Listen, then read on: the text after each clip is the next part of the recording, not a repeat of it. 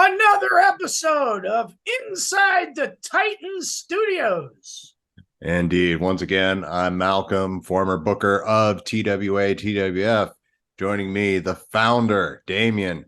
Sir, how you doing this week, my man? I'm doing really, really well. We are, me and the Ninja team are editing the finale. We came, we saw, we kicked some ass, and we're almost finishing up here. So we're on the way to the end, as you called it, Road to the End. Is that your name for this?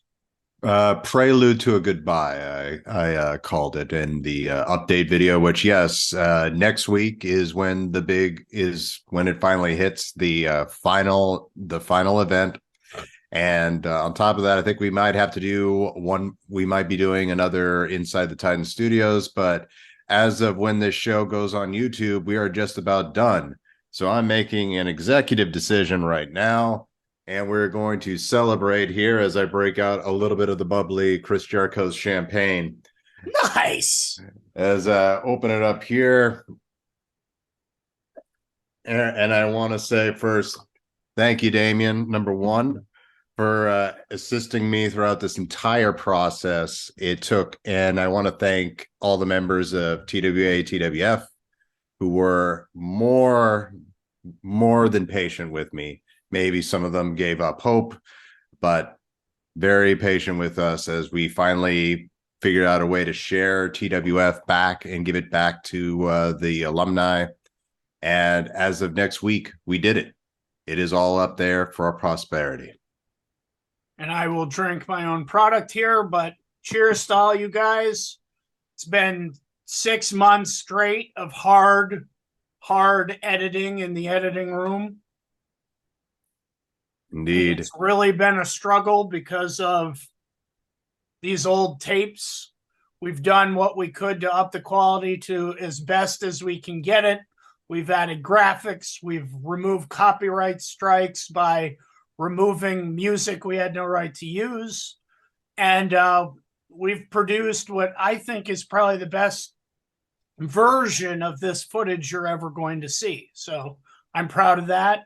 And I am also happy that it's almost over because of the amount of work that it requires. But we're glad that the YouTube audience and the TWA alumni are all enjoying it, and TWF alumni also. It's just been a pleasure working with all you guys. And Malcolm, thank you for, putting in the effort to get this thing done, to create the TWF restoration project. And I'm, as Bill Murray once said, this is a great plan. I love this plan. I'm happy to be a part of it. Plan 98% executed now. And after this video drops the following week, we will be at 100%. So cheers to everybody. Indeed. So yeah, we're just about there. This video is going to be a look at the road that led us to the big finale. But some amendments that I did want to bring up that we figured out through conversations in our TWF group chat, as well as watching the footage back and forth. Number one, The Miz, who I had the distinction of being the greatest TWA, TWF wrestler to never hold the Ultimate title. That's not true. Apparently, in yet another lost event, he actually had the Ultimate title. I believe he held it going into the finale. Unfortunately, and a small spoiler, events happened that led to him not being able to make the show, so we had to do a ride around. But yeah, let the record show that Miz did it. He is a former Ultimate Champion. This is excellent for Miz, obviously, because he's one of our absolute best. He's phenomenal. He made me have to up my game just to compete, because we're both what they call high flyers in the industry. And it was a pleasure working with him. And I'm sorry to say that TWA, when they came back, they did 2 events. And there's absolutely no footage from that second event. But on my goodbye video, which you'll be seeing on the same day that the finale drops, with all this great Easter egg information about all of the wrestlers that ever performed in TWA, TWF, SWS, all that's together. But the caveat to that is the information that will be provided in that video is only going to be provided based on video proof. What that means is any win or loss information or titles being held or anything is not, we may not specifically have, like, let's say, for instance, Big Time Malcolm Fine became, I'll make up a title here, the Ungatunji champion. Now, we may not have when Big Time Malcolm Fine wrestled Iron Claw for the Ungatungi championship match, but if it was mentioned in a promo, then it's been added to the titles, the match history, and all that stuff. So, unfortunately, Infinity, Scatman, Nuke Ultima, those guys, Phantom, some of the old TWA members that were in the unfilmed era, the career highlights and stuff will not share that information because there's no video or promo proof of any of it. So we're discounting all of that stuff. No offense to you guys. I loved working with you. All right. But yeah, congratulations to him. Like, I honestly felt bad that he never held the belt, especially rewatching all the other stuff that we had been, the events again. He really was one of our best guys for the longest time. And the amount of people who could say that they were the ultimate champion and the fact that he couldn't, I felt really bad. But turns out it was rectified very narrowly, but it was rectified. He is a former Ultimate Champion, so congrats to Miz there. And I would just like to add, sometimes people outside kayfabe, the fans, if they're in on the kayfabe or they're not in on the kayfabe, there's something you need to understand about being the bad guy. When you're the villain, the heel, as they call it, it is important that you be that heel. And something exceptional about Miz is, and I think Malcolm has a better way of explaining this point. When it comes to Miz being the champion, Miz had attacked, in this event that we're missing, Miz had attacked Iron Claw in the locker room. He used various weapons, and you name it, he beat the snot out of Iron Claw. Like, he was heel to the absolute asshole-ish level you could imagine. And then when he came out, basically he was wrestling a beaten down and battered and crippled opponent, essentially. So he was able to beat him. And not only did he beat him, but he beat him very quickly. And that kind of win is essential if you are the bad guy. So the fact that we have no video footage of it is awful, but there is video promo proof in the finale that proves that actually did take place at that missing TWA event. And I want you guys to know that when Miz turned heel, I mean, he spent most of his career as a heel, but when he was a babyface and the storyline had progressed to him going heel, like, he went so heel, and it felt so deserved for this guy to turn on the audience. And I'll let Malcolm get into that because he's better at explaining it than I am.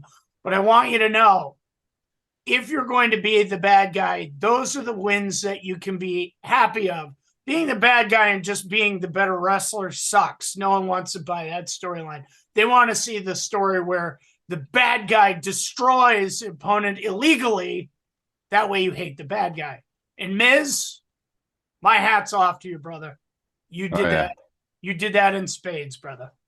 And I have to say, it's a really, really is a shame that TWF ended when it did, because the whole thing with Miz was turning into probably one of the greatest long-term storylines that TWA, TWF have ever done.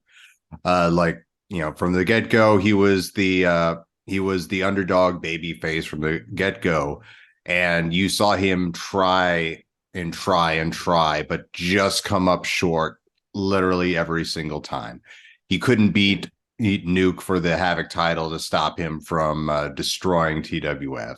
He couldn't beat Iron Claw to finally get the Ultimate title. He couldn't, despite what I would call really the greatest baby face performance, and him going for the Gemini titles by himself against Success and Ronnie Law, he still came up short. And after literally years of coming up short, he couldn't take it anymore. And he turned and he just lays, and he finally snaps and just decides, you know what, if the odds aren't in my favor, I'm going to make them in my favor. It really is a spectacular storytelling.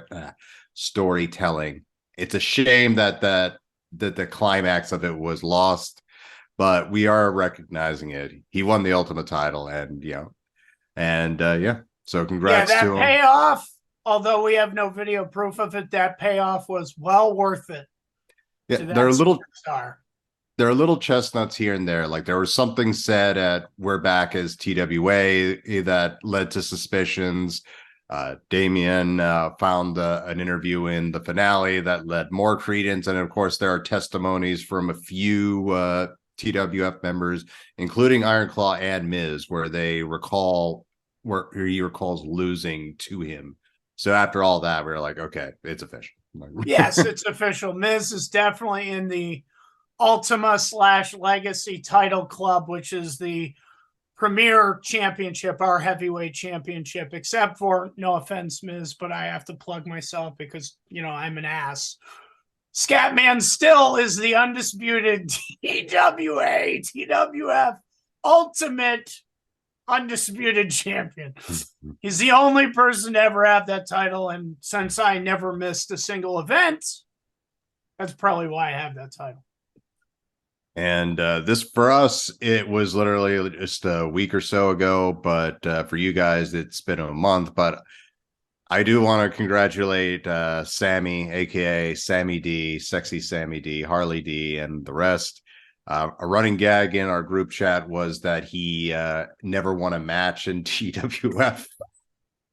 But not only is that incorrect, he technically got a victory at literally the very, very start of TWF, or TWA, I should say, during the Rebirth era, as he picked up a victory at Millennium Madness. So congrats to Sam. You are in the winners club, my friend. You're not a loser, Sam. I want to add to that briefly because a lot of people don't know this. In these, and Malcolm and I talked about these in other videos, one of the other Inside the Titan Studios, and maybe the non-kayfabe chat. But we talked, or when we were answering fan questions, during the wars with the other backyard feds, Sam, bless his soul, is the one wrestler that I always wanted that we couldn't get our hands on. It wasn't until EBW fell apart that we were able to get him to work with us. I wished we hadn't lost all that time with him, but if you watch his matches closely, win or lose isn't relevant. He is one of the best wrestlers for a big guy to ever work with. I've said this to Malcolm, and I've said it on the chat. One of the things that Sam did great was, if you watch him in his tag matches, he was very good at doing the heel stuff outside the referee's vision, the cheating moves. And of course, that's part of being the bad guy. And no offense to TWA, TWF, but Sam not only did it well, but he did it much better than anyone in our crew, and that includes us. So, Sam, again, you have some wins, brother. You weren't just losing, and thank you for coming to TWF. We love you. And I also want to recognize, like, while he may not have had the most glowing win-loss record in TWA, TWF, I always thought he was impactful, like the big time, the Malcolm Fine documentary that would have dropped the week prior. There's one part of it where even back 15 years ago, I mentioned the match I had with him at Snow Brawl as being a really fantastic back and forth. So it left an impact on me even then. It left another impact on me now. Like, as when we were watching it, like I even like brought it up to Damian. We've joked about this. I completely forgot I was at Snow Brawl 3. Let alone wrestling Sammy D in a kamikaze match. And more to Sammy's credit and Malcolm together, Malcolm goes, "Well, this is interesting, Damian, that you start the event with the main event."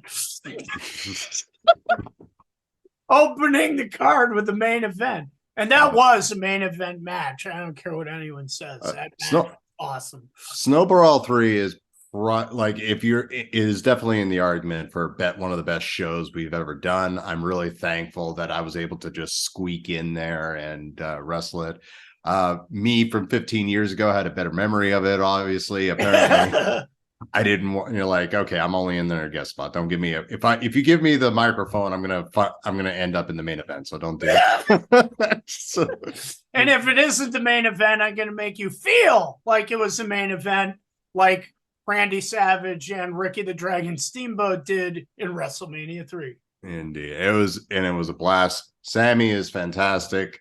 Unfortunately, EBW, like I've joked that EBW was our rivals, and they were. I still remember at our apartment, Damian, getting calls at like midnight from John after an EBW event where they would be bragging about their shows, like, "Me and Todd just wrestled in a freaking hurricane, man, and let's see you in TWF do anything remotely as amazing as that." And I saw the match, and I used "saw" in quotation marks, so it was pitch black for most of the match, but my argument to that would have been, you're right. We don't wrestle in blizzards. But you're right. We don't wrestle in blizzards because we actually care about the health of our wrestlers, and they should be wrestling indoors with wall, ceiling. To quote your promo from EB. And credit to Sammy, he is a ride or die type of guy, and he was ride or die with EBW, which is which is cool. Like I said, I'm happy we had him for the time that we did. Amazing guy. All right, so let's start down the road towards the end of it, and the prelude to a goodbye, hey Damian. And even though I was here for the latter half of it, let's just say we're going to start here. I want to start by talking to you about TWF, we're back as TWA, or TWA, we're back as TWA, if you prefer, or which it doesn't really matter. It should have just not have an iconic thing on it. It should just be, we're back as TWA and nothing before we're back. Yeah, it should have been. Yeah. So I want to talk about, we went, for the viewers at home, it seems like you guys went from Snow Brawl straight to TWA, but we've discussed quite a few we had quite a few events in between there that didn't make it. Such as the event where I retired, the event where Infinity retired, and so forth. So I want to start by like going over some names here. Grizzly and UFO officially retired at Snow Brawl 3. Me and Ben, as I mentioned, had our final shows, as well as at this time, and this is heading into TWA. We're back. Frost is gone. Switch is gone. Tough is seemingly gone. BJ and Sam are gone. Like, first, I want to ask you, and mainly for the viewers at home, what led to some of those names leaving the Fed there? For the EBW guys that came over to help the TWF talent, they it's like kind of putting poison in the water. A lot of the crew have told me in confidence that one of the reasons they left was an individual from that group. And I wanted that entity out of the Federation. And it's kind of hard to analyze it because as Nuke Ultima, I destroyed it, and that was the idea that it was over. But part of me didn't want it to be over. Part of a couple of the other guys didn't want it to be over. And like some of the brand new people, like the Rook, had just got their training complete. Amara just got her training complete. So they wanted to compete. And it's weird because I always remembered Amara doing 2 events. I don't know when the hell she wrestled in the second event, but I could never remember because I don't have that footage. But I would say in certain instances, a couple of the people, like when you left, Malcolm, had moved. Diamond Wyman or Casino Cash or whatever had moved to Florida, so he was gone. You guys had retired. The EBW guys thought we were done, and they had moved on. And I didn't allude them to the fact that we were going any longer because a lot of the guys quit because of the individual from that crew. So that's realistically what was happening. And if you watch We're Back, you can tell. I think I'm in a majority of those matches, and that's because we hardly had any wrestlers at that time. But to train someone to do something and then say to them, yeah, your training's complete, you're not doing that, that's wrong. And one final thing on BJ. I only bring this up because a lot of people have asked. They don't understand how we kept bringing him back. Simply put, he was good. He was a good talker. Wrestling skills in hindsight weren't great, but he was competent at the time. He was well above average, though. He wasn't great, but he was well above average. Yeah. And to be frank, and I'll speak for myself on this one here, he was a very good confidence man, too. He would come in there. He would make you think that he had the answer to everything. Like I remember a training, like we did a training, not event, but a training meeting. And he started critiquing me on my bumping. And I'll be frank, like for a split second there. And I think it was because at the time he had started training somewhere, or I actually thought, maybe I haven't been bumping correctly all this time. And in hindsight, I know now that was bullshit. But yeah, like he had a way of talking that made you think that he knew what he was talking about. And unfortunately, it took me quite a few years to realize, no, he honestly didn't. He was just trying to fake it till he made it. And I've joked about this with Damian too. Unfortunately, he doesn't know how to not be the guy, which was his biggest shortcoming in TWF. Like, if I were to tell you guys that, okay, Big Time is going to come out, Anaconda's in the ring, Anaconda's just going to stand there as Big Time just walks over and casually nut shots him in there, and he's going to fall to his knees.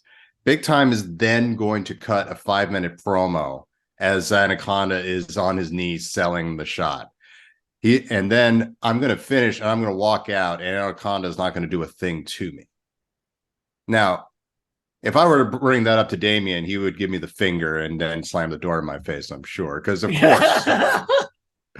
Now, that's not how these things work. Exactly. But if I was the guy, if I was Hogan to TWF, if I was Steve Austin, then yeah, we could talk because I'm the guy. John doesn't know how to not be that guy. He doesn't understand that, no, if you not shot Anaconda, he's either going to stop the shot, break your wrist, and then kick you in the face, or he's going to get up while you're still cutting that promo and kick you in the back of the head. Like, he doesn't get that because he's used to just being able to do what he wanted just while watching EBW. I can say that. So that was a major shortcoming of his, in which unfortunately I didn't catch. I do take my share of the blame there. You know, I bought into it. Well, here's another thing about good old BJ that will explain it from my point of view. This individual opened doors for me. He got me into VCW. He got me into EBW. He He even got me into LSWF. And when he found out I wasn't a student anymore, and that's a whole other story, but that has nothing to do with the content on this channel. So we're not going to talk about that. But he let me stay because he saw the ability and the skill that I had. But he opened so many doors for me that wouldn't have been opened for me in my ability to practice and continue to do my craft, which was professional wrestling. And I loved it. And I still love it today. And you know, I feel like if I owned a company and myself, it might be dangerous for me because I'd be like, I got to get in that ring. But who knows? You never know what happens. But I trusted him because he opened doors for me. He gave me opportunities I wouldn't have had. And I was convinced, and I've had several conversations with the alumni on this, but I was convinced that my own guys didn't like me at all. They just thought I was a douchebag. They thought I was an asshole and all this. But what I came to find out later, and this was told to me by various members, not just one, that they saw me as the father figure and the leader. And like even in employment with your boss is never treated the same way as the other people, your peers that are at the employee working for that boss. And that's, so I always took BJ's word over their word. But as Black Ice pointed out to me several times, and I will credit him with my stupidity because Black Ice identified what the problem was, and I wish I had listened to him because Black Ice was correct. In closing on BJ, it's a shame. Like, you and I have changed from back in TWA, TWF. Heck, I've changed apparently from 15 years ago, as I found out with my own documentary. As we found out, BJ is still BJ. And it's a shame because he was so involved with the backyard scene. Imagine if he had changed like we had and we had him on the show. We could just talk about the state of what backyard wrestling was back then. It could be interesting, but at the same time, it is what it is with John. Yeah. All right. So continuing on, let's go back to we're back. And as I mentioned in the group chat, and you know, you were missing quite a few stars. There was mainly you, Ronnie Law, aka Falcon, aka Sean Archer. It was Miz, it was Iron Claw, Black Ice, and Amara was just debuting the company, as well as the Rock. Yep. And the show, it did a great emphasis, I feel, on, okay, Miz is our top heel. Iron Claw is going to be our top babyface going forward. There were definitely angles set up there during the show. I thought you guys did a great job building up to what I imagine would have been Black Ice versus Iron Claw for the heavyweight title. And Miz began his descent into evil. And I thought it was a really good reboot show. Like, if you're comparing it to Snow Brawl 3, it's really an unfair comparison. Yeah. A lot of people who try their hands at being a professional wrestling promoter or a backyard wrestling promoter, they're so emphasis, and a lot of the videos that get views on YouTube and stuff now is how creative can I be to show you something you've never seen that gets a reaction out of you? And you're like, oh, wow, I've never seen that before. Yeah, that gets clicks, that gets views. But what builds a great wrestling show is the psychology of the story as it continues to go in an arc through multiple free per-views or multiple episodes, Monday Night Raws, SmackDowns, and things like that. So when you get to Black Ice versus Iron Claw and that actually happens, it's got all this groundwork laid behind it. That's where you get your payoff. Can't do a payoff at the first show. It doesn't work. So it's like you said, you're comparing apples to oranges. It doesn't work. Yeah. The only minor critique I really had is the main event was essentially two people who lost, which you could make the argument for. It made the stakes that much bigger because they didn't want to leave the show as the loser, so to speak. So I feel as if the goal was a restart for the company, I thought it did its job fine. Was that the goal you were striving for with the show? I didn't see it that way, but I can get that analysis, and that sounds better than the way I viewed it, because behind the scenes, outside of the kayfabe of the story, I was already done at that point. But I'm also, like I said, I'm different.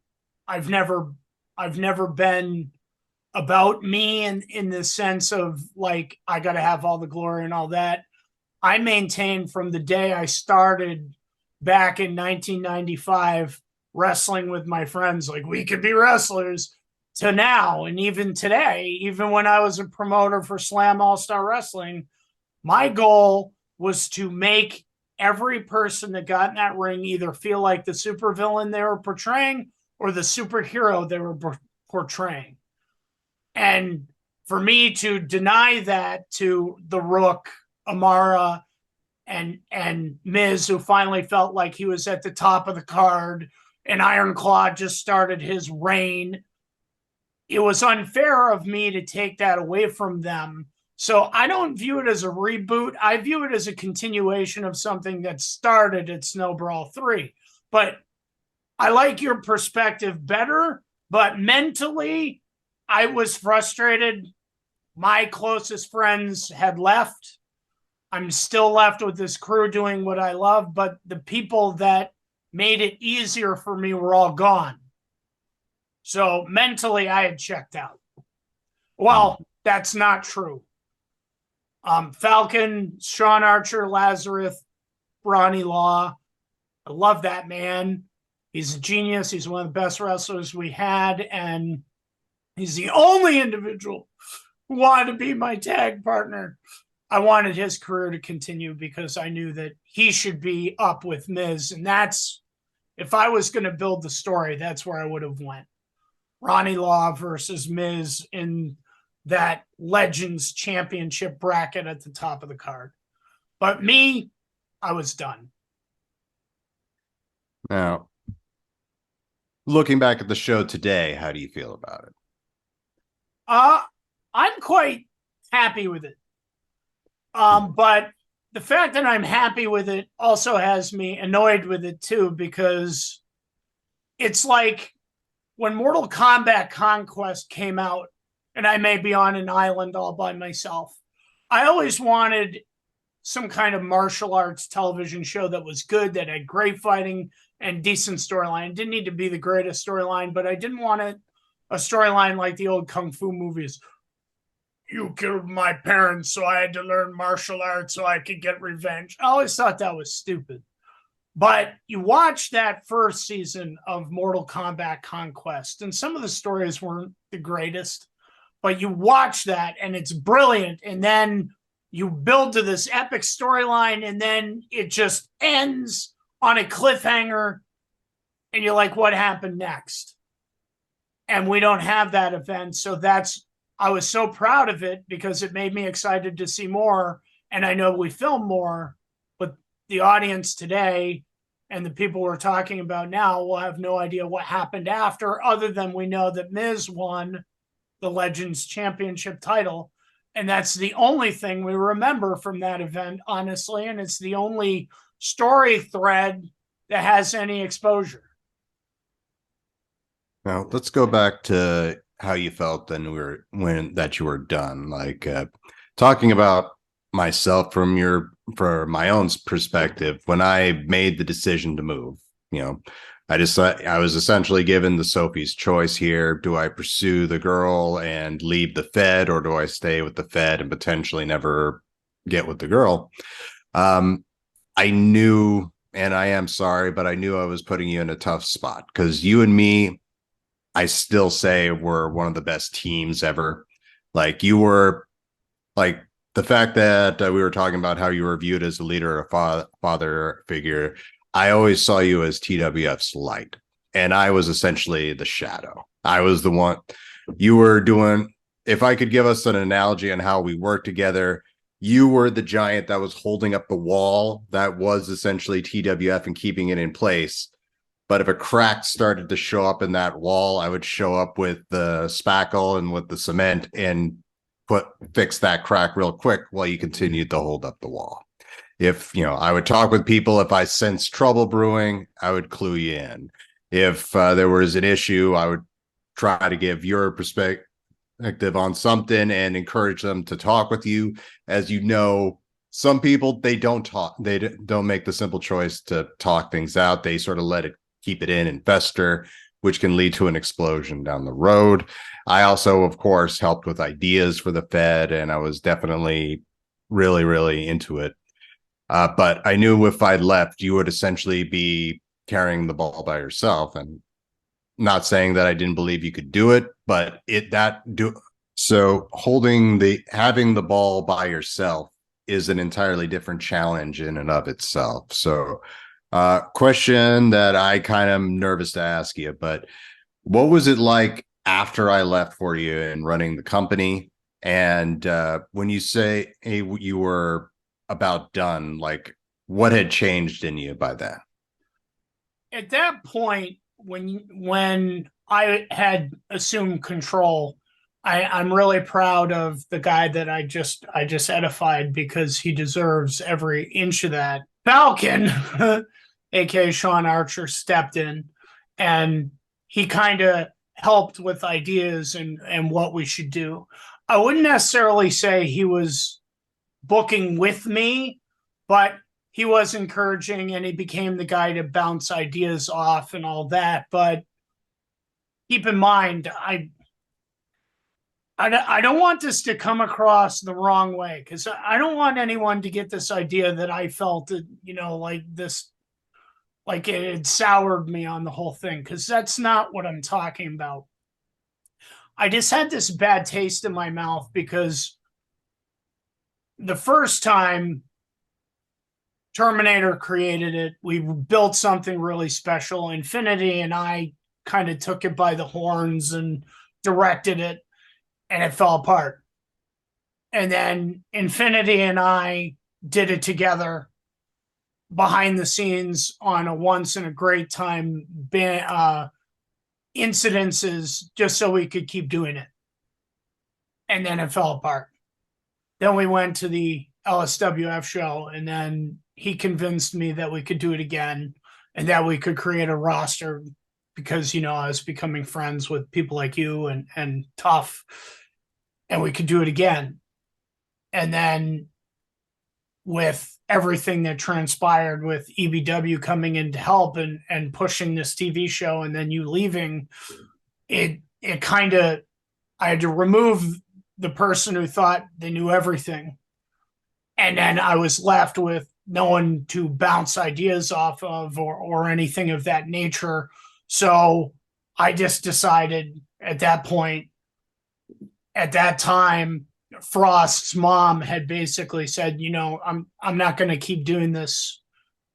He's out learning how to protect our country. You guys can't be here forever. So the location was going away, things were going away, and it felt like it was falling apart again. And it was. So I was like, I'm going to make it definitively end. I'm going to destroy it. I'll make it the greatest heel storyline. And they destroy the Federation. Everyone's sad, and now it's gone.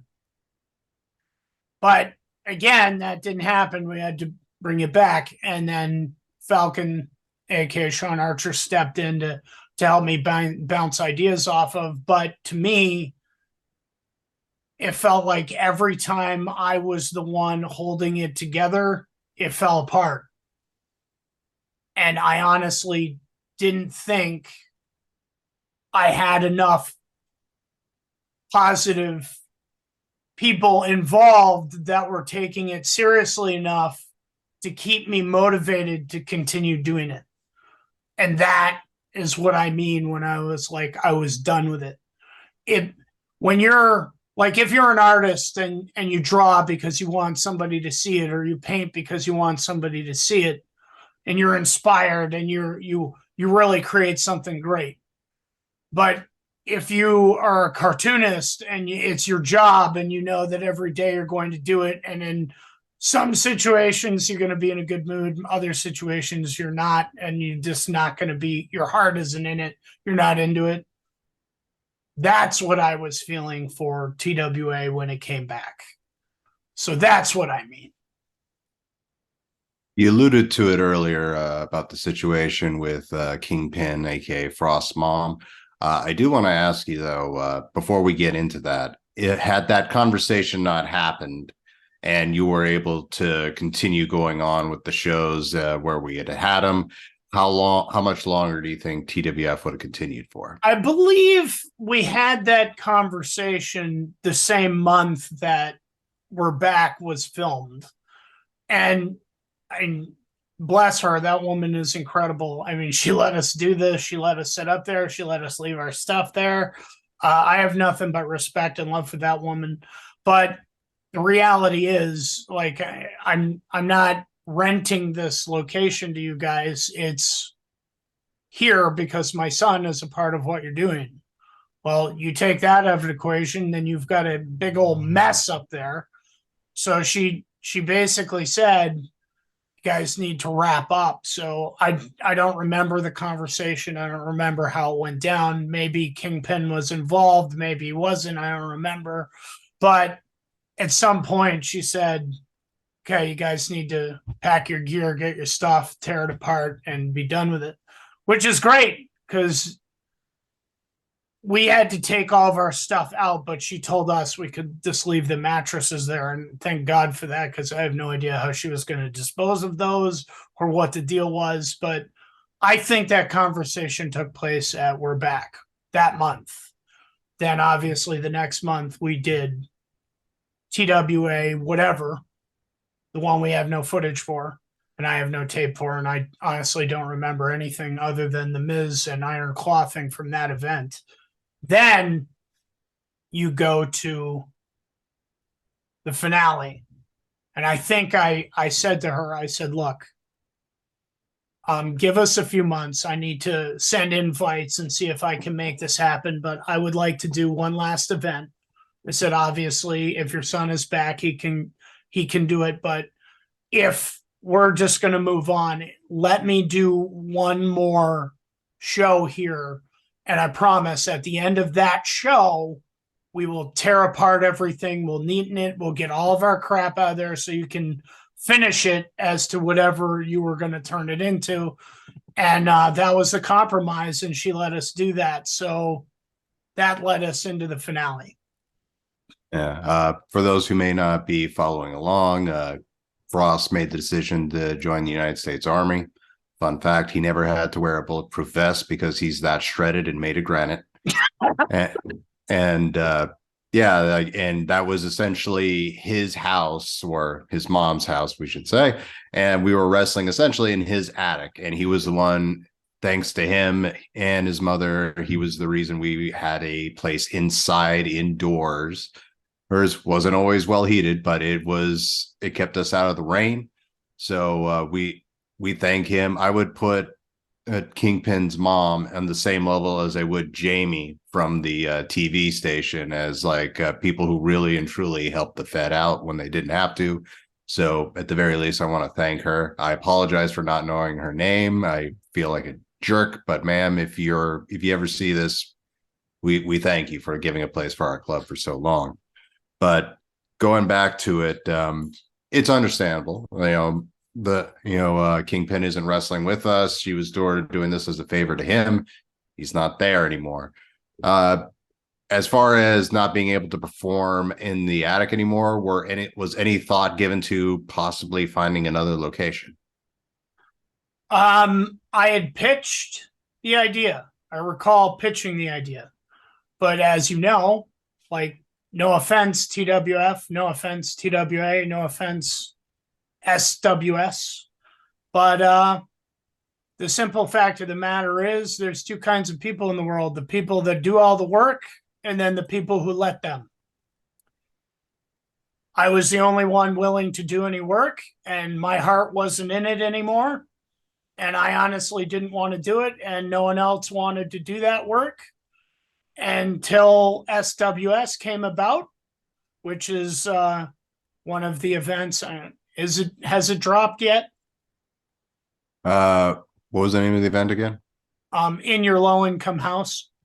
Well, it would have dropped by the time this goes Oh, up. okay. So by the time this releases to YouTube, it's dropped. Okay. Yeah. So that's when Havoc stepped in, and Havoc had it in his head as, no offense to him, no offense to Jordan, no offense to Jim, all these guys had it in their head that this doesn't require the kind of work that they think it does. They think it's, oh, I set up, I wrestle, people come, they pay, I collect my money, or I do the show or whatever it is, and then I'm on my way. Then they find out the massive amount of work that's involved in finding a location. Do you have insurance? What's the deals? Are you allowed to set up and tear down, or can you just leave it up? Ideally, if you're going to be a professional wrestling promoter or a backyard wrestling promoter with some kind of ring, you need a location indoors, and you want systematically a place to set it up, because if you set up the ring and just leave it set up with your audience and boom, you can just come in and do your shows and then go home, clean it up, that'd be amazing. And when I was in Slam All-Star Wrestling with Jim, that's what we planned on doing, but we couldn't afford the JC Penney's. There's no way we could have come up with the money for that. But the simple fact of the matter is, I wasn't going to do all the work, and it was apparent that none of the talent wanted to do that work either. So I had pitched the idea, but I wasn't going to be the only one searching, and it ended. So you can tell that that work was never done. Havoc said, we'll do it in my apartment. And anyone watching this knows that Malcolm and I do not view that as canon for obvious reasons. Does that answer the question? Yeah, I understand completely. Now, so needless to say, when you were speaking with her about continuing the show, according to the timeline, this would have been maybe after we're back during that month.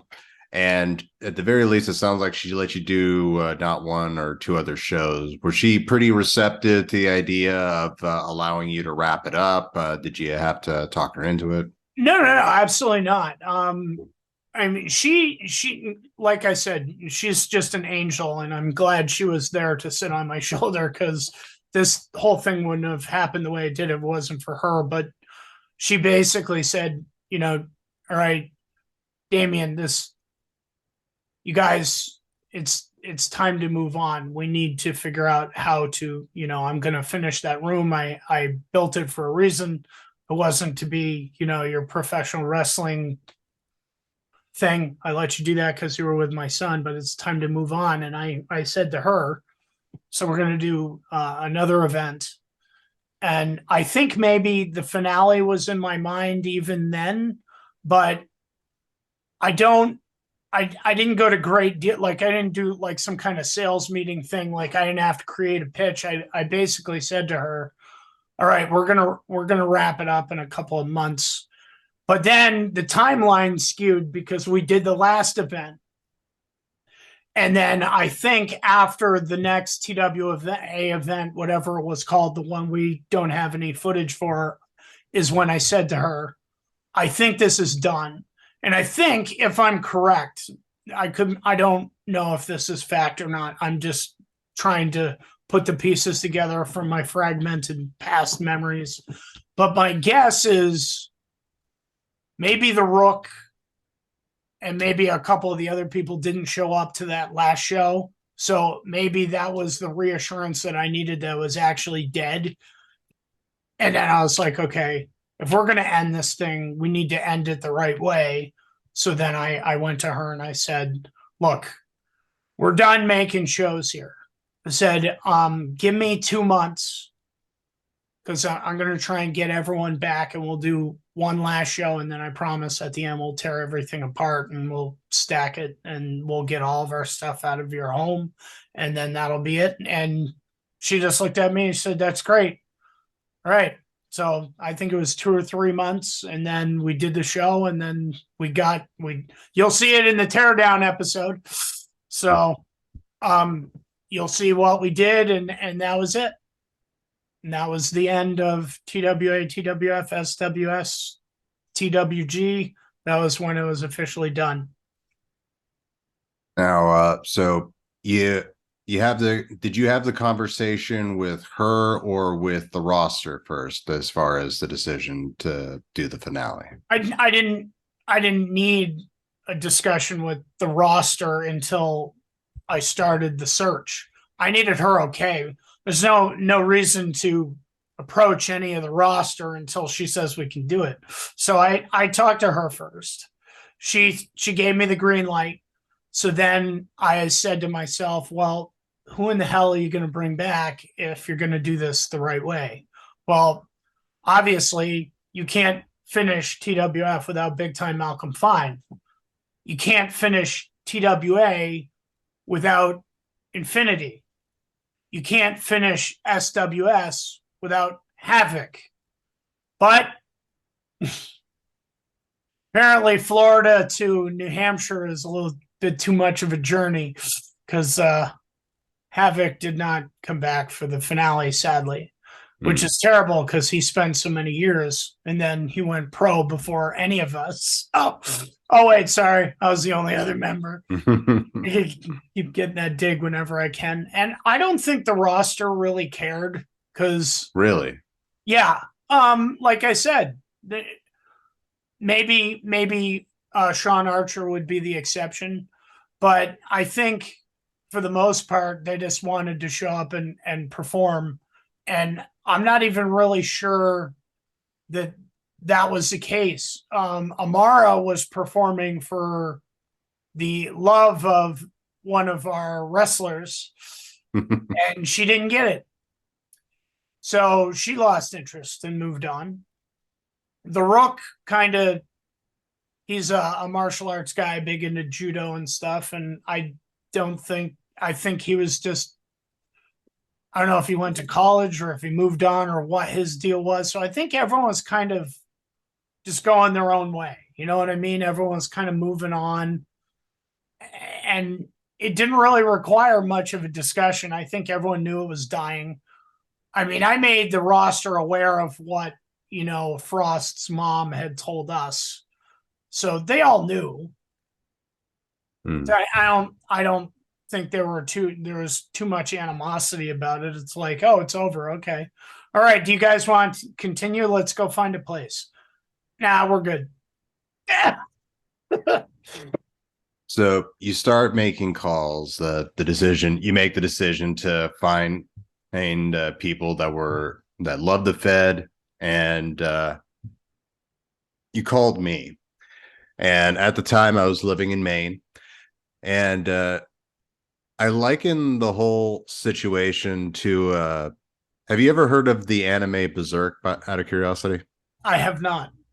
So it's a very interesting one. The main character is this dude named Guts, has this big giant great sword that he uses to help this mercenary group called Band of the Hawk, who's led by this enigmatic, freaking larger than life leader named Griffith, who literally raises this company from just a lowly mercenary group to literally nobles to being part of the king's personal army. And Guts was kind of the second. He was like, Griffith saw him and wanted him because he saw the potential in him. And he became like, without realizing it, he became this integral part of the company. And he helped the company get to where it was. And then in one of the pivotal moments, he chases his own dream and leaves the Band of the Hawk, which almost immediately causes the downfall of the mercenary group and whatnot. So I I bring that up because I remember you calling me and you say we say our pleasantries and you get right into it. Hey, TWF is closing down. And it was, this is going to sound really dramatic on my part, but I would put it on par to the moment I heard that my brother died. Like time just slowed down for me. Like, and maybe this is just my dumb naivete speaking, but the idea of it ever ending never occurred to me. Like I always like, I was like, it'll keep going. Damian's still leading it. It'll be fine. And I say that with no disrespect to what you did after I left, of course, but I felt like guts in that point, as like, did me leaving lead to it dying? And time really slowed down. It like sucked. Like, and you explained everything as to far as to why, like I was in complete and utter disbelief or what have you. And you invited me to the show, and right off the bat I knew I had to do the show, and it was just a matter of how. And you ended that concern real quick, like, yeah, I'll drive down to Maine and pick you up for the show. That's not a problem. Yeah, you have to be here. Yeah. And now going into that call on your side of things, like, do you remember anything about the call out of curiosity? The only thing I remember about those calls, because obviously you weren't the only person that I called. Yeah. I was kind of in a way, I don't want to sound like lamer here or anything, but it was kind of a desperation thing, because in anything in life, when it comes to an end, you really need closure, and that's what I needed to move on. So I tried to pitch in my own words and attach you and every other individual that I called, attach them to my need for closure, and to try and make my need for closure their need for closure. And maybe that's a manipulative tactic, but that was the only way I thought it was going to work. And that's the tactic that I used. And I think above and beyond, when you see how large the finale is, how many individuals came back for the finale, even a guy who shouldn't have come back for the finale because of his health at the time, but he did it anyway. That's what I remember. I remember I have to sell this need for closure and make them feel what I'm feeling so they can't say no. And I want to say this not because I'm a great salesperson, I'm not, but every single person that I called said yes.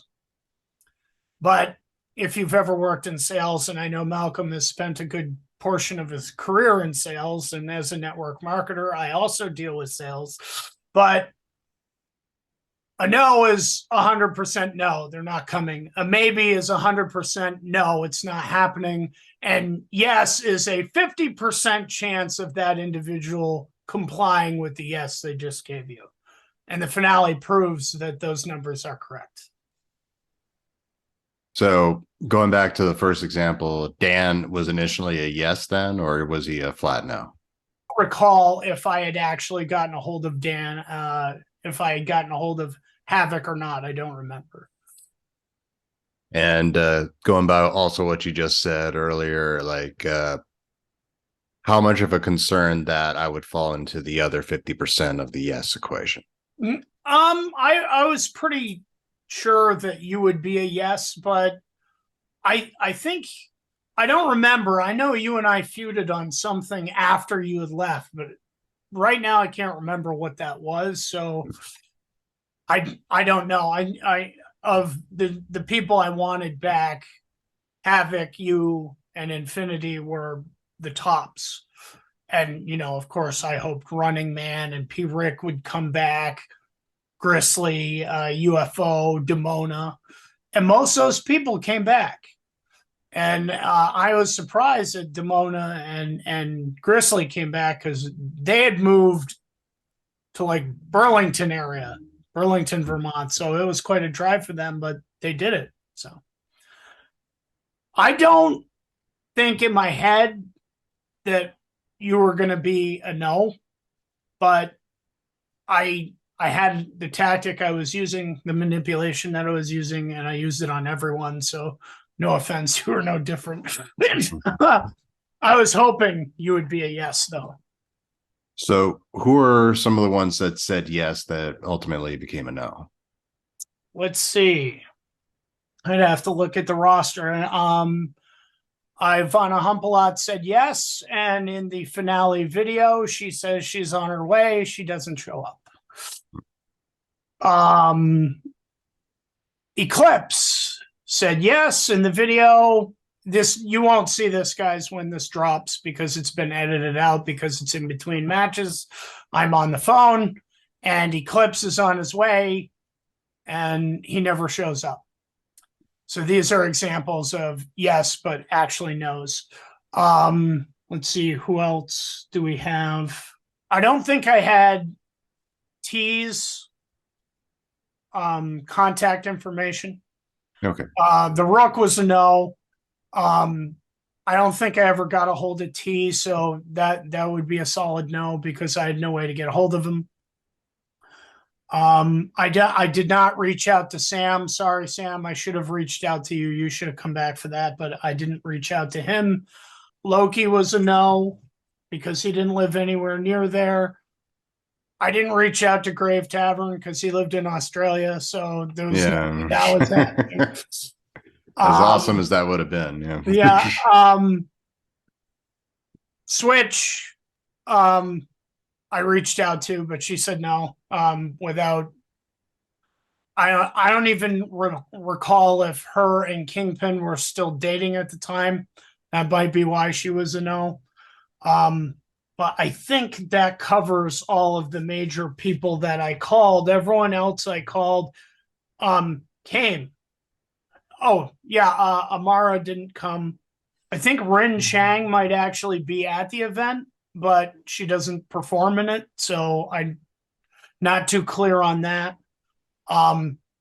Turk didn't go to the final, so I think she was a no. I think that covers everyone that said no or were yeses that ended up being no's. But I have to say I was surprised at one of the yeses I got, and I'm so glad this individual made it, and that would be Randy Coffin. Here's a guy who basically told us, you guys are getting too extreme, you're getting too dangerous, somebody's going to get seriously hurt or killed. I'm done. I reached out to him and I said, look, maybe you were on the line or whatever with what you told us back then, but we've changed, we've mellowed out. We're more about putting out good stories and stuff, and this thing is over. And I don't think we can finish it without you. And being the juggler and entertainer that he is, he came. I was excited about that. Yeah, it was a nice callback to the very beginning of the Fed, where he went out and did a juggling performance for everyone. So yeah, and he also challenged all the ladies for his intergender title. But I don't think any of the lady wrestlers other than Angel 420 were there. But Angel 420 was a part of the APA, and the APA was Demona, Ivana Humpalot, Jade, and Angel 420. And I think they died in TWF, like they stopped performing. So she wasn't really a wrestler anymore. All right. So these next bit of questions are going to involve a few potential spoilers for the event itself, folks. So if you want to go in blind, just remember that where you are in the video and just come back and you can hear the talk about it. So would you like me to timestamp it in the description? Yeah, that's a great idea, actually. Yeah, all right. So spoilers ahead, folks. In the description below, it'll say where they start and where they end. So if you don't want any, then skip that part of the video. All right. So we do have, so the main storyline throughout the show that I feel was essentially almost like a a tournament to decide who is the best of all time, to decide what did you label it, the undisputed Ultimate Champion or undisputed Legacy Ultimate Champion? Yeah, it basically, because of what it was, we have the TWF Ultimate Champion, we have the TWA Legacy Champion, then renamed the Legends Champion when we came back. So what we did is we just combined the two, and we didn't really have a name for it, but the graphic that I've used for this event, I went above and beyond. So there's all new graphics that I have not used. Well, obviously the character graphics that needed to be changed were the ones that didn't need to be, stayed the same. But I'm talking about the graphics for the video, like the singles match, the high spot, all that stuff. All of it is specifically designed for this finale. And what I called that was the Ultima Legacy Championship title. And the main people going for that are you, me, and of course Sean Archer, I believe it was the name he had going into it. No, actually, it's Ronnie Law. It's Ronnie Law. Okay, excellent. But it is Sean Archer. Apparently, Nuke Ultima is an idiot, because Nuke Ultima, Papa Frita, Big King, Anaconda, all the same guy. All Caleb Gainsworth fans, all of them. Yes, all of them. And then Scatman, Success, and The Best and Poltergeist are all the same guy. Also Caleb Gainsworth. Caleb was all of those people fans. But I say that Nuke Ultima is an idiot because he couldn't figure out that Vice President Spinetti was Big Time Malcolm Fine. Apparently a Hawaiian shirt is the same as Clark Kent's glasses. Yeah. I think I also wore glasses as VP yeah, as well. Exactly. So that's he never made that connection. They were one and the same. The same is true in this this storyline, everyone fighting for the title one last time to be the top guy. Ronnie Law, since he came from TWA's remake or the rebranding back to TWA, he was going to be in that match. But his twin brother, Sean Archer, had different ideas. So I don't know if Lazarus was taken out or beaten to death or just was one of the no's. I don't recall. But Success was convinced that it was Ronnie Law. But when he has his match, how he has his match confuses Success, and Success takes a huge issue with how that was handled. And then Success is dealt with, and then Sean Archer reveals that he took Ronnie Law's spot in the thing and says to Success, "You're talking to the wrong one," which lets the audience know that Lazarus, aka Ronnie Law, did not make it to the finale, and Sean Archer took his place. So they aren't one and the same, but I was talking to the wrong twin brother. So, and poor, I hate to say this right after you just revealed the maniacal scheme, but poor Archer, he essentially had to wrestle two matches.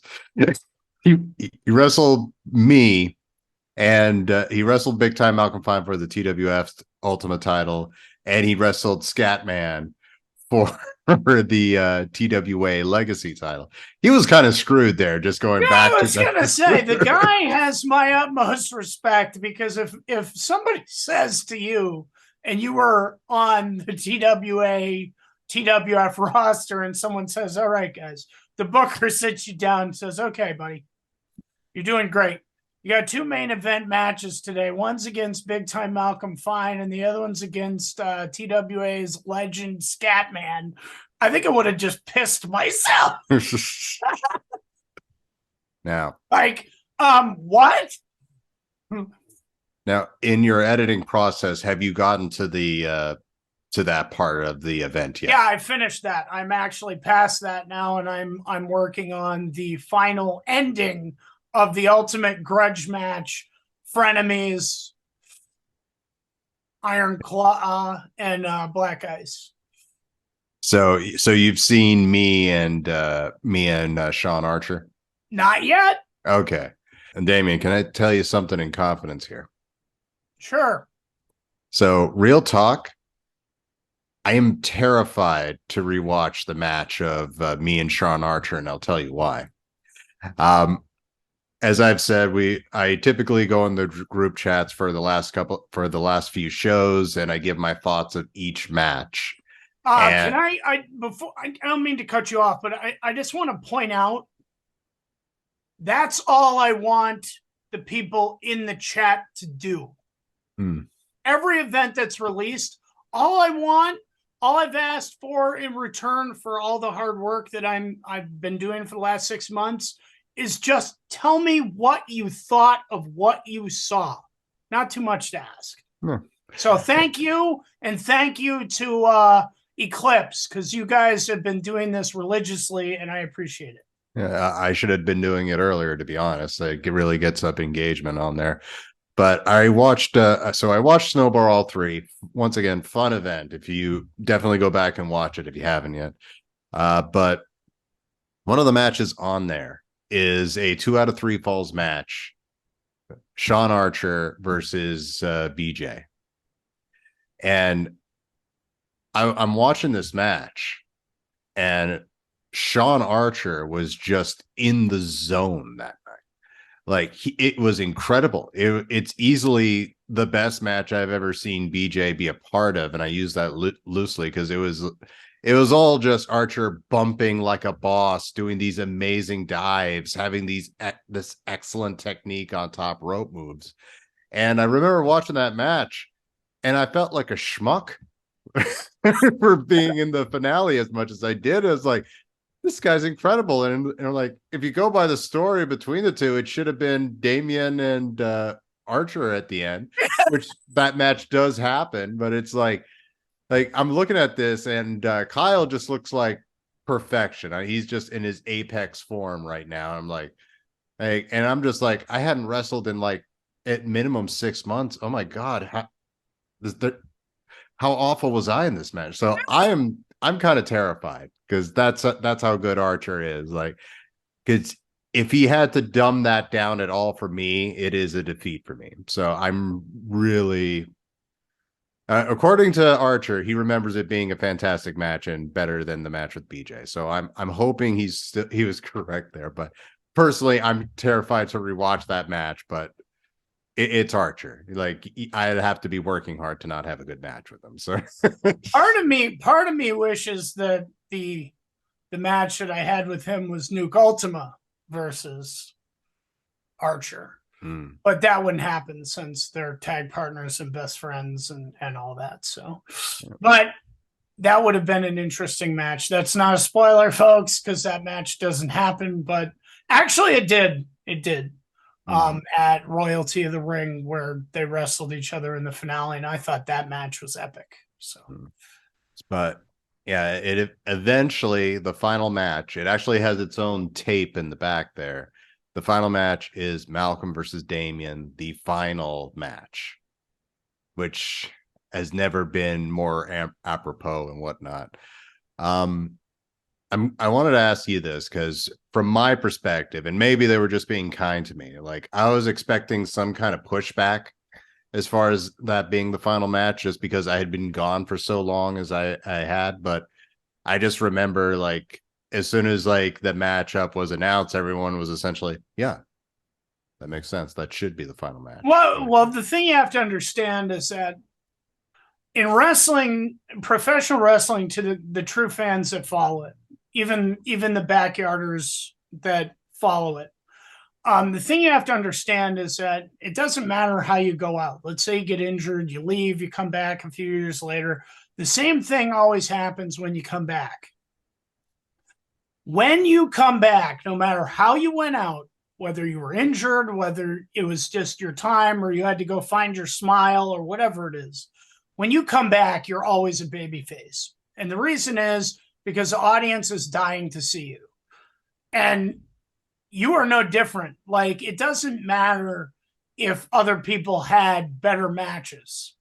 It doesn't matter if Archer was, in my opinion, could easily go pro if that's what he wanted to do. I know he could do it. He has the caliber. He could do it. The thing you're missing is that you've been gone and you come back, but all of our guys saw you and will always see you as the number 2 guy. And that is the match that everyone wants to see. The number 1 guy versus the number 2 guy. So it doesn't matter if you have ring rust. They're going, okay, Malcolm's back. What do we want to see? We want to see Malcolm and Damian end this thing the way they built it, because to the people that weren't there for the unfilmed era, it was you and I. To the people in the unfilmed era who were there, it was me and Infinity. So you and I have had various conversations with Miz and Havoc coming up to us and saying, we're shooting to be the next Damian and Malcolm, and we're going to have those kind of matches. And I'm always scratching my head going, what the hell does that mean? We're going to have the caliber matches that you guys have. Good, go do that. We're going to be the next Damian and Malcolm. Why don't you be the first Havoc and Miz? You can't be us. Be yourselves. Like, even you in a previous episode, you commented on how BJ and I put on an epic match in that, what was it, a TWF death match or whatever it was? Yeah, the icon versus icon match. Yeah, it's brilliant. Yeah. But that is not a Damian and Malcolm match. It can't be a Damian and Malcolm match because it's a Nuke Ultima and BJ match. So, when everyone is trying to be Damian and Malcolm, what match do they want to see, Malcolm, no matter what your ring rust is? They want to see Damian and Malcolm, the 2 guys that built it, be the 2 guys that end it. Yeah, and end it we did. I feel like we left nothing. We wrestled with till we were empty. We just, yeah. Well, my feeling, and I'll argue this forever, that last match isn't a wrestling match inside kayfabe. To me, that is Damian Martin against Malcolm Spinetti saying goodbye to TWF and just giving it everything we thought we had in that moment. And just, we're going to say goodbye to this. We're not saying goodbye it as Nuke Ultima and Big Time Malcolm Fine. We're going to say goodbye to it as ourselves.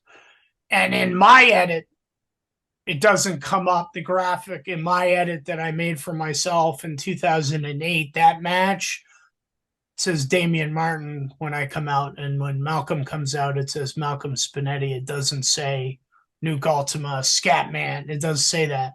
And it doesn't say Anaconda or anything. And it doesn't say Big Time Malcolm Fine, because in my mind, that was a non-kayfabe match. That was 2 friends going out there saying goodbye to this thing that they had been doing for 3 to 4 years. And this was the right way to go out. In doing that, in doing the event, I sort of went into it just focusing on how happy I was to be wrestling again. And I knew what I was there for, but I was just happy to see everybody.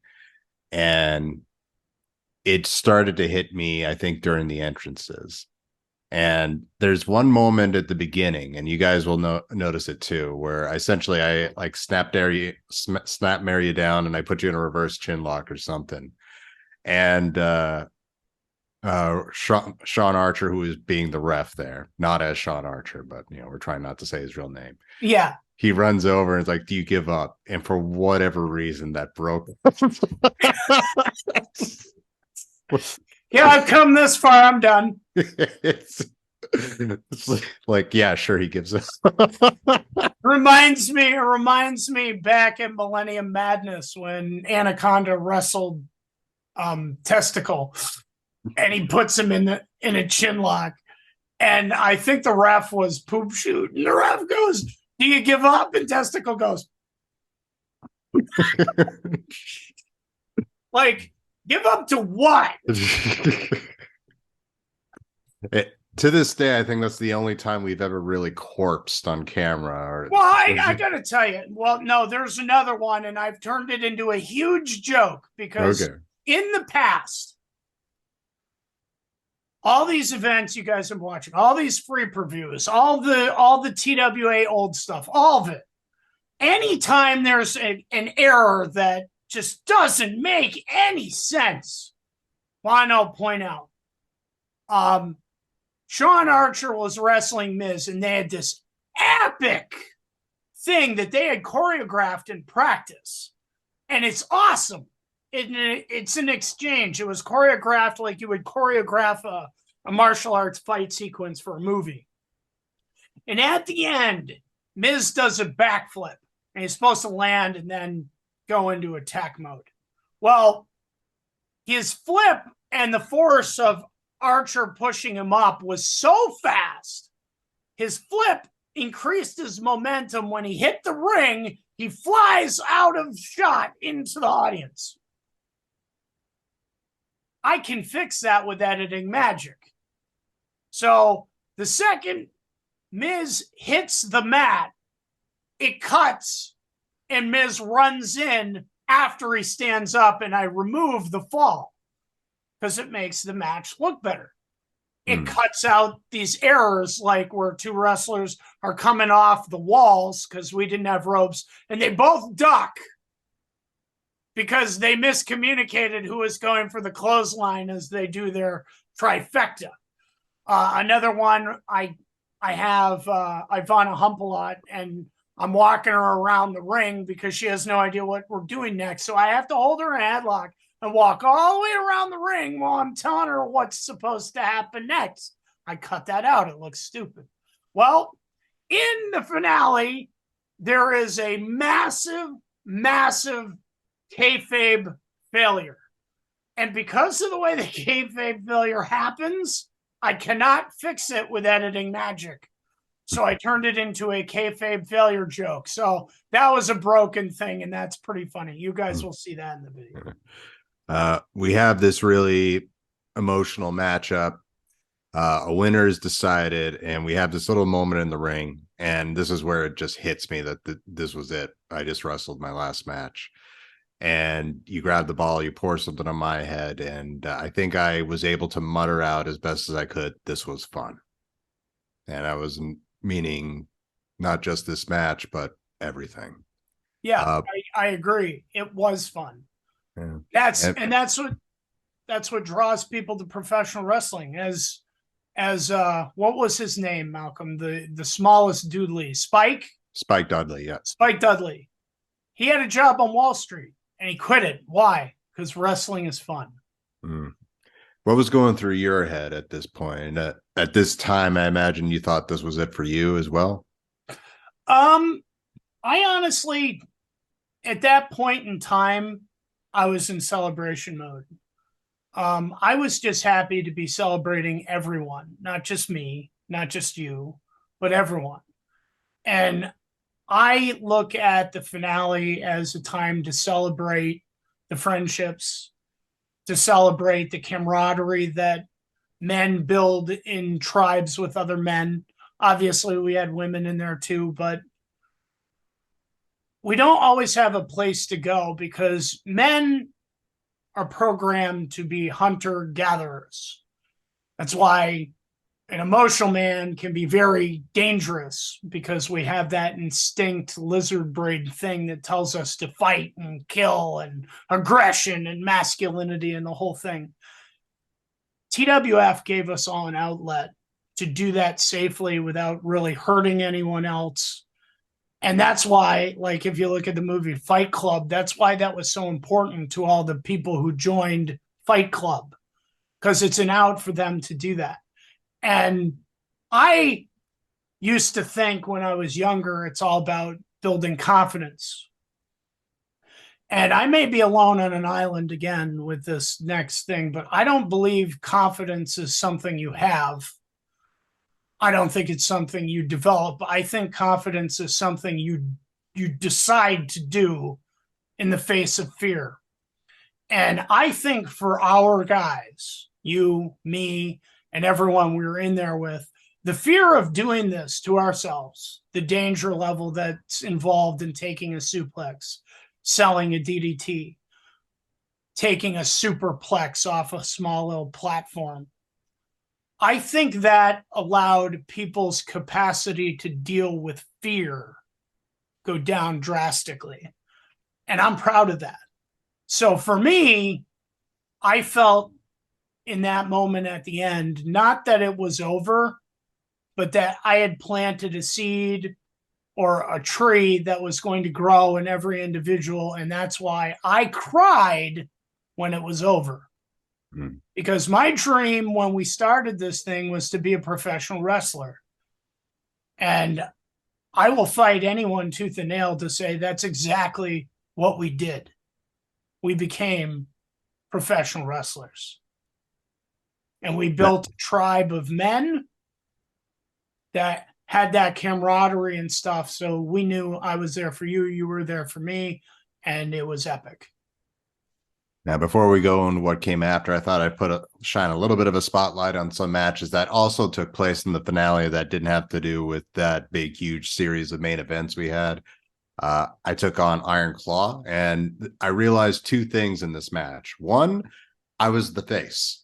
Whether, regardless of history of the big time, I had come back after months of being away, and the people were happy to see me. So I got to play with that for the first time. And two, I don't think I wrestled Iron Claw in a singles match ever up until this point. Like, I faced him multiple times in tag matches or 6-man matches here and there, but I didn't have the privilege of wrestling him one-on-one. I thought we had a really fun brawl. What did you think from what you've seen? That was one of the ones I enjoy editing. When the wrestling is good, the editing part is easy because it's fun to watch. And you know, that's just the case with that match. I mean, the cool thing that you may not understand this because you were gone, but maybe you noticed it when you got in the ring with that man, is that from the moment you left to when you got in the ring with him, you were not dealing with an Iron Claw on this level anymore. The Iron Claw you got in the ring was at this level. Did you notice that when you were in there with him?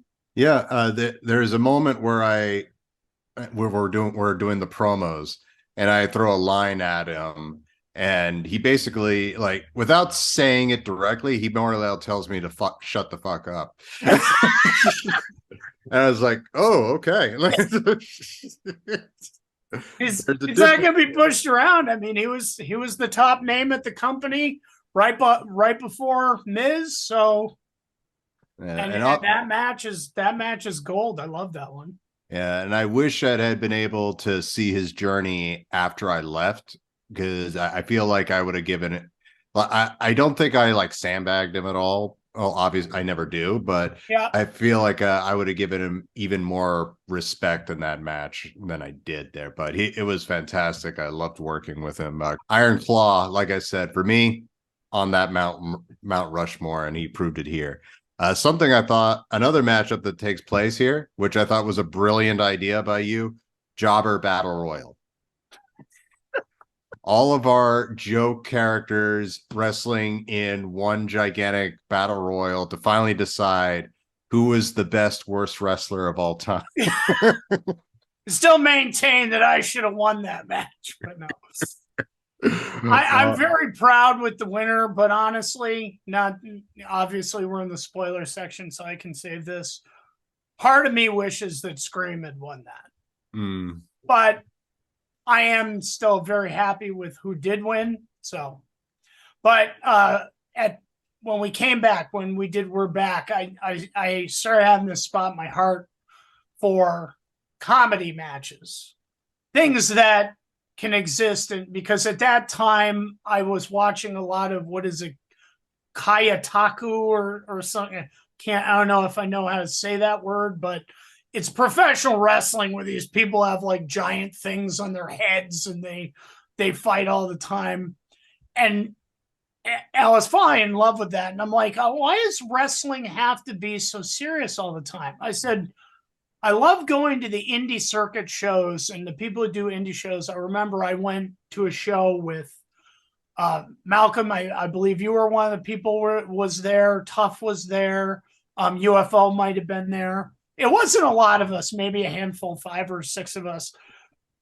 And that was when Tough got to dance with Mercedes Martinez. But there were a couple of characters that were healed that just get like the one guy got on the top rope, but the roof was like hanging down. It had things, and he's getting ready to do a move off the top, and then he stops and he inspects it, and he's like, "This is dusty. You guys should really clean this." And I just laugh. I'm like, that's hilarious. And I wanted to incorporate that into what we were doing.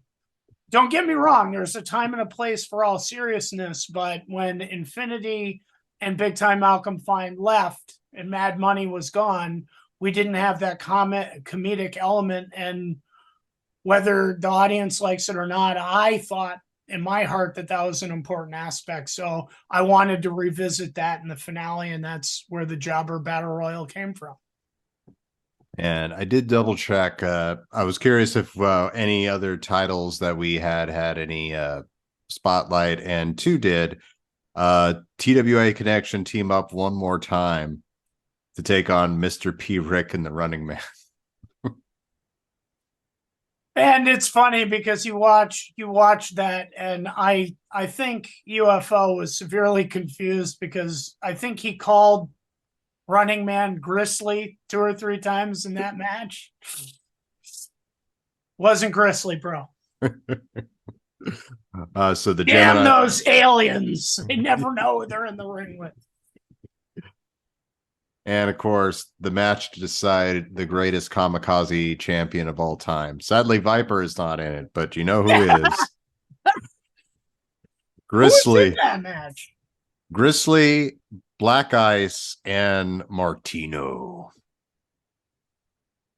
It must be because Iron Claw had to leave early. I remember he had to go to work or something. So we did his last match with Black Ice, and then we filmed his like Bon Voyage that will also be in the ring teardown video. But he should have been in that match too, because he was the hardcore icon. I remember he used to brag about that all the time. And we'd be like, we'd irritate the hell out of him because we'd be like, "You are not an icon." And he's like, "I'm the hardcore." And we're like, "No, you're not. I'm the icon." And he's like, "What do you mean you're the icon? You didn't win that match." And I'm like,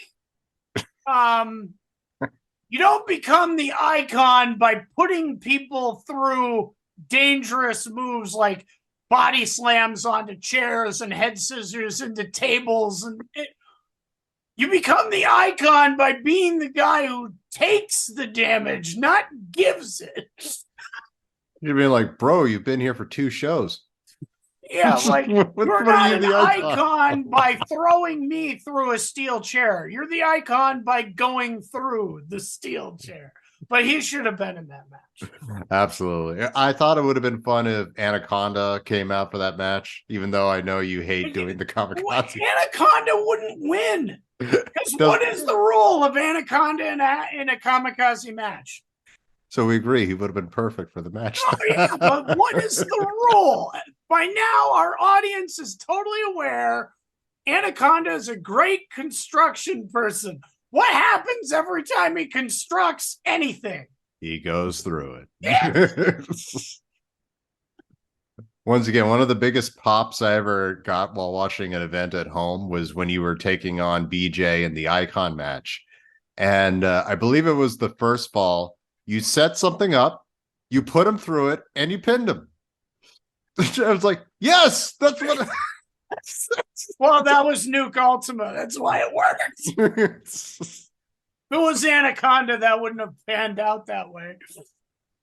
But there's so much more than that. But I remember the show, being like it. I guess it's hard not to be biased, I guess, for this show just because of what it meant.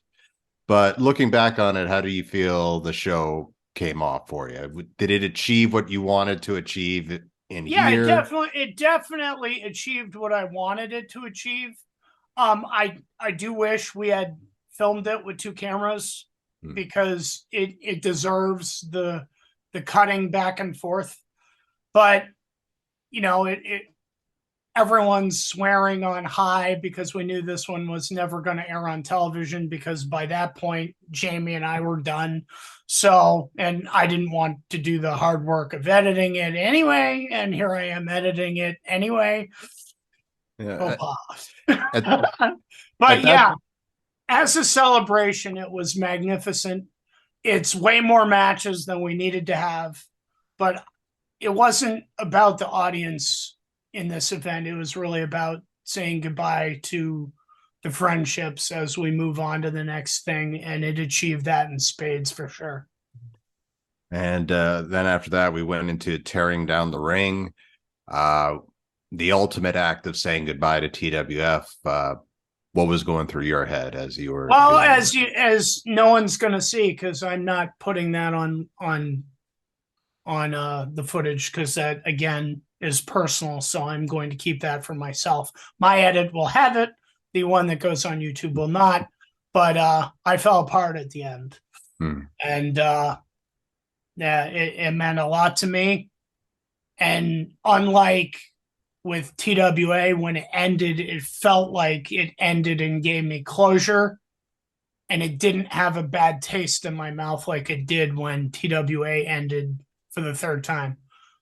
I mean, you have to look at it from the perspective of if I'm the guy holding up the wall and I don't have my spackle guy to fix the cracks and it just keeps falling over, you start to lose your ability to believe that you are the one holding it up. You start thinking maybe somebody else is holding it up, and because you picked it up and it crushed you, and then you forced it up again and then it crushed you, and then you forced it up again, and then not only did it crush you, but you stopped pushing and you were like, here it comes.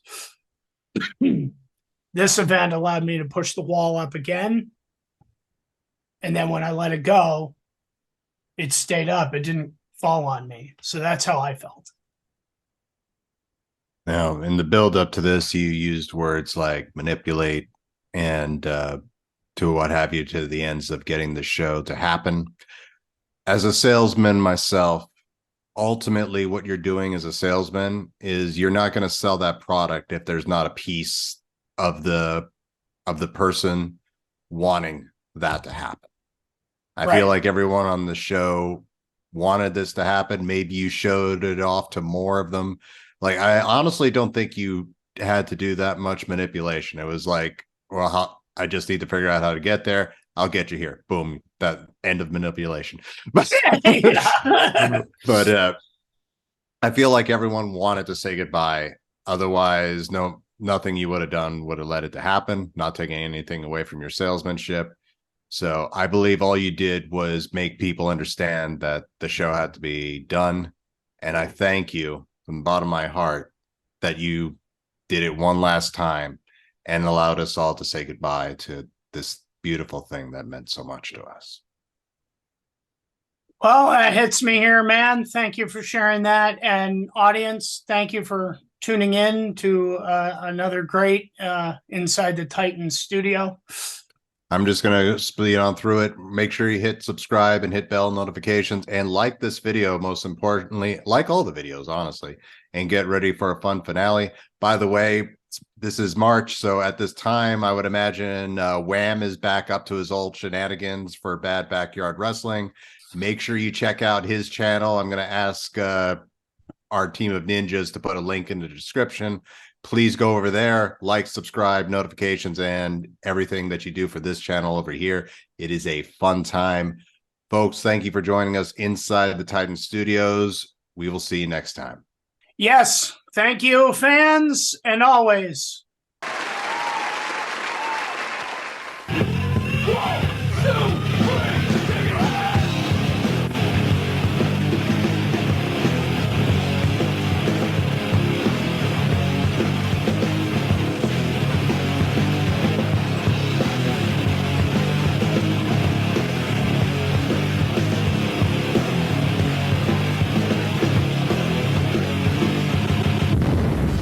Watch this.